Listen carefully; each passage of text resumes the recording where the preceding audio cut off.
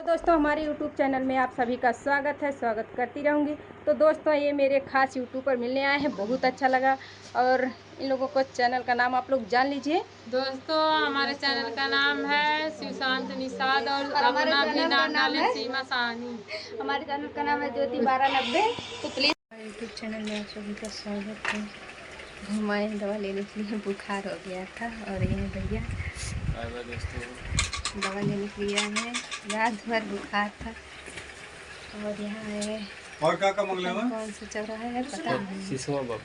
सिसवा चौराहा है जो कि ये डॉक्टर भैया हैं, इनकी बेटी वीडियो बनाती हैं और अभी नहा रही हैं। घर सोच रहे हैं जाए और ये बोल रहे हैं तो वीडियो डाल दें, तो देखते हैं पाएंगे क्योंकि बाबा घर पर है, छोड़ के आए हैं, इसलिए हम लोग घर जा रहे हैं।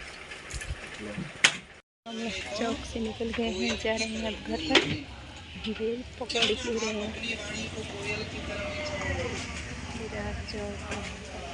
विडंबना ही तो है ना, हमें कोयल की आवाज तो अच्छी लगती है, अपनों की आवाज से ऊब जाते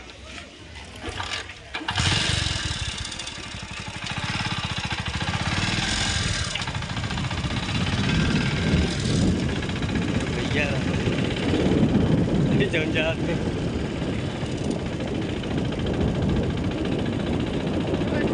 बड़े भैया का भी दुकान देख के आ गए हैं।